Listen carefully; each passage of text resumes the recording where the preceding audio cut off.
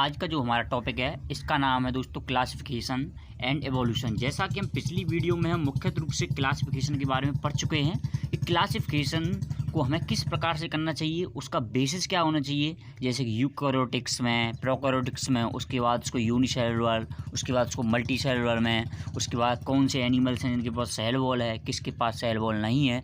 इस प्रकार से हमें क्लासिफिकेशन बड़ी आसानी से कर सकते हैं। लेकिन इसमें जो दूसरा टर्म है ये आपका एवोल्यूशन।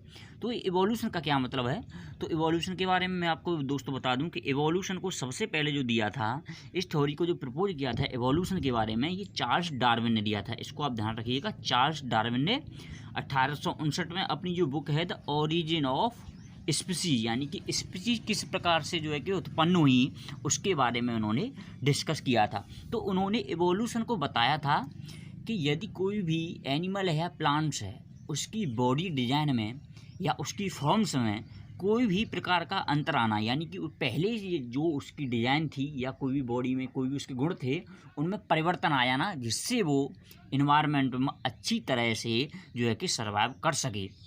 देखिए, वो most life forms that we see today have arisen by accumulation of change in the body design, यानी कि जो उनकी बॉडी डिजाइन में जो चेंज आया है, जिससे क्या हुआ है, जो ऑर्गेनिज्म है वो जो है कि किसी भी परिस्थिति में अच्छे से सर्वाइव कर सके, बेटर तरीके से सर्वाइव कर सके। इसी थ्योरी को जो है कि एवोल्यूशन कहा जाता है। तो इससे हमारे समझ में आता है एवोल्यूशन का मतलब है कि किसी भी एनिमल या प्लांट में नई कैरेक्टरिस्टिक्स का आना, नए गुणों का आना, जिससे वो इन्वायरमेंट में सही तरीके से निवास कर सके या जी सके। तो इसी चीज़ को हम एवोल्यूशन कहते हैं। लेकिन जो हमारा टॉपिक है आपको ये समझना है कि इसमें एक क्लासिफिकेशन एंड एवोल्यूशन किस प्रकार से लिंक हैं। तो आपको क्लासिफिकेशन एवोल्यूशन किस प्रकार से लिंक है, देखो क्लासिफिकेशन हम किस बेसिस पर करते हैं, गुणों के बेसिस पर। जो नए गुण आते हैं उसी बेसिस पे हम जो है कि कैटेगरी डिवाइड कर देते हैं। तो यहाँ पे आप देख रहा होगा एवोल्यूशन में क्या होता है, एवोल्यूशन में भी नए गुण आते हैं। तो इससे आप समझ सकते हो जितना जो है कि एवोल्यूशन होता जाएगा या नए गुण किसी भी स्पीसीज में आते जाएंगे तो उसी बेसिस पे हम जो है क्लासिफिकेशन भी कर सकते हैं। तो ये थोड़ा सा लिंक है क्लासिफिकेशन और एवोल्यूशन में, इसी के बारे में यहाँ पे डिस्कस किया गया है। तो चलो दोस्तों, अब हम चलते हैं नेक्स्ट टॉपिक पर। ये बहुत इंपॉर्टेंट है, हायरार्की ऑफ क्लासिफिकेशन। तो यहाँ पे क्या है कि किस प्रकार से जो है कि क्लासिफिकेशन, जैसे कि मैंने बताया था, जो सबसे पहली स्पीसीज होंगी वो बहुत जो है कि उनमें कम कैरेक्टरिस्टिक्स होंगी, लेकिन जो नेक्स्ट नई आती जाएंगी, नई स्पीसीज आती जाएंगी, उनके गुण जो है कि बढ़ते चले जाएंगे। तो इस प्रकार से देखोगे उसमें एक हायरार्की बन जाएगी। हायरार्की का मतलब है कि एक एडवांस है, सबसे एडवांस है, उससे नेक्स्ट, उससे भी एडवांस, उससे भी एडवांस। हायरार्की का मतलब ये होता है कि कौन छोटा है उससे कौन बड़ा है, इसको हायरार्की कहते हैं। तो सबसे पहले जो एनिमल्स का डिवीजन किया था, आप इस चीज़ को ध्यान रखिएगा, रॉबर्ट विटकर ने किया था 1959 में, और कार्ल वोज, इन्होंने क्या किया था, जो सारे लिविंग ऑर्गेनिज्म हैं इन्होंने क्या कर दिया, इन्होंने 5 कैटेगरी में बांट दिया। 5 उनको उन्होंने क्या किंगडम कहा। इन्होंने ये 5 किंगडम के आपको नाम भी याद रखने हैं। ये आपका मोनेरा है, प्रोटिस्टा है, फंजी है, प्लांटी है और एनिमलिया है। तो इन्होंने सारे एनिमल्स को 5 पार्ट में बांट दिया। जैसा कि पहले आप जानते थे, पहले कितनों बांटा था, पहले 3 में बांटा गया था, जल में रहने वाले, हवा में रहने वाले, ज़मीन पर रहने वाले। लेकिन बाद में इनको 5 कैटेगरी कौन कौन सी बनाई, जो है कि रॉबर्ट विटकर ने, मोनेरा, प्रोटिस्टा, फंजी, प्लांटी और एनिमलिया। और इसका जो बेसिस है वो जो है कि अभी मैं आपको बताने वाला हूँ किस प्रकार से इनको इसने बांटा था। इसके अलावा फिर क्या हुआ, जैसा कि एक सबसे पहले ही क्या थी, ये 5 क्या हो गए, किंगडम हो गए। अब ये 5 किंगडम को जैसे कि क्या होता है, जैसे किसी देश में क्या होते हैं, पहले देश होता है, उसके बाद उसमें प्रांत होते हैं, उसके बाद उसमें जिले रहते हैं। तो इसी प्रकार से सब आप बायोलॉजी में देखोगे तो डिक्रीजिंग ऑर्डर में देखोगे, पहले किंगडम होता है, फिर फैलम होता है, उसके बाद class, order, family, genus, species. इस प्रकार से जो है कि आपका डिवीजन होता चला जाता है। यानी कि जो सबसे पहला ग्रुप होगा उसको किंगडम कहेंगे, फिर उसको फैलम एनिमल के लिए, डिवीजन प्लांट के लिए, class, order, family, genus, species. और यहाँ पे जो स्पीसीज होती है ये क्या होती है, और स्पीसीज के बारे में आपको जानना है। जो ये आपकी स्पीसीज है, स्पीसीज एक ऐसी होती है जो बहुत ज़्यादा बेसिक रहती है। जो इस स्पीसीज में हम सारे के सारे ऑर्गेनिज्म बहुत ज़्यादा सिमिलर होंगे, इतने सिमिलर होंगे कि वो अपने आप रिप्रोडक्शन कर सकते हैं और अपनी जो है कि स्पीसीज को भविष्य के लिए सर्वाइव करवा सकते हैं। तो स्पीसीज में बहुत ज़्यादा बिल्कुल डिफरेंट हो जाती है, उसमें दो स्पीसीज यानी कि यदि कोई दो डिफरेंट स्पीसीज हैं तो वो रिप्रोडक्शन नहीं कर सकती हैं।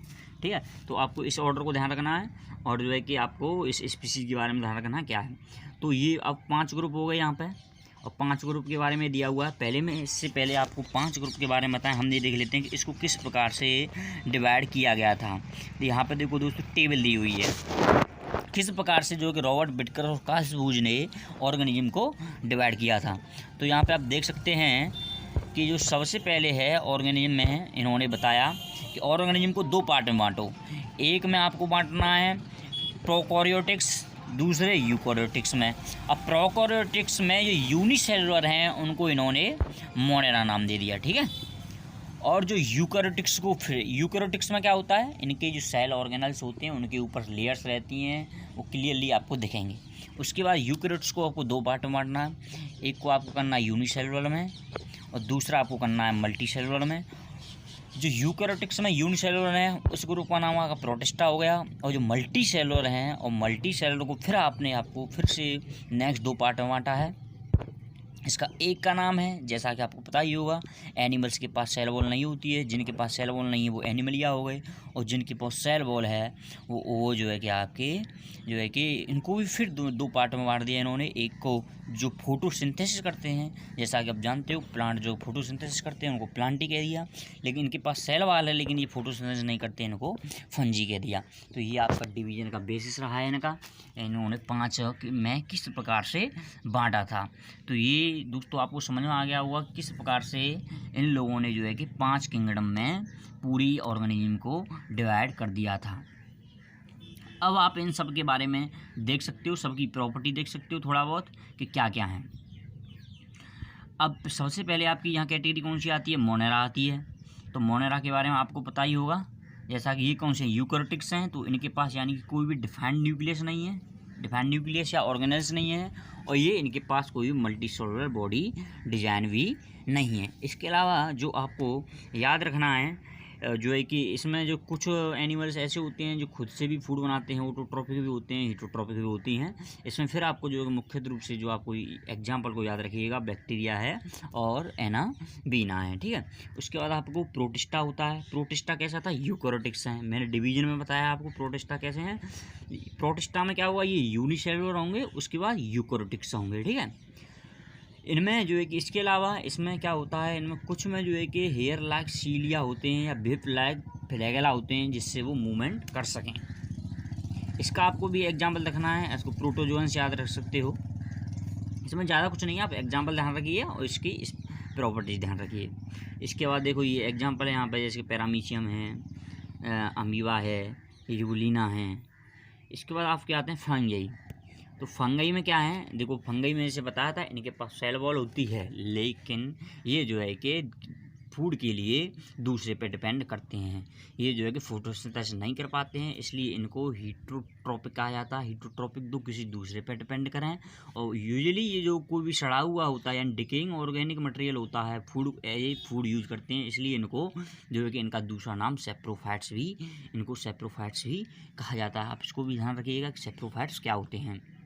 और इनमें से कुछ के पास ऐसी कैपेसिटी भी होती है, एक स्पेशल कैपेसिटी होती है, इस कैपेसिटी से ये अपनी लाइफ की स्टेज में जो है कि ये मल्टी सेलुलर भी बन जाते हैं। और इसके अलावा इनकी जो सेल वॉल होती है, आपको ये ध्यान रखिएगा, देखो बाद बाकी जो सेल वॉल होती हैं वो किससे बनी होती हैं, वो भी आपको शुगर से ही बनी होती हैं, लेकिन ये थोड़ा इसमें डिफरेंट प्रकार की शुगर है, टफ कॉम्प्लेक्स शुगर है इसमें, उसको हम चिटिन बोलते हैं। इसको ध्यान रखिएगा, चिटिन, ये जो चिटिन है आप इसको ध्यान रखिएगा। और इसके जो एग्जाम्पल हैं आप जानते ही होंगे, यीस्ट एंड मशरूम। ये आपने देखा होगा कि जो कुकुरमुत्ता गांव में बोलते हैं इनको, जो है कि ये यीस्ट और मशरूम इसके एग्जाम्पल हैं। ठीक है, तो इसके बाद और आप भी ये भी देखते हो, एक और इसमें इंटरेस्टिंग फीचर है कि ये क्या है, कुछ फंगल स्पीसीज ऐसी भी होती हैं कि एक साथ वो 2 हो जाती हैं।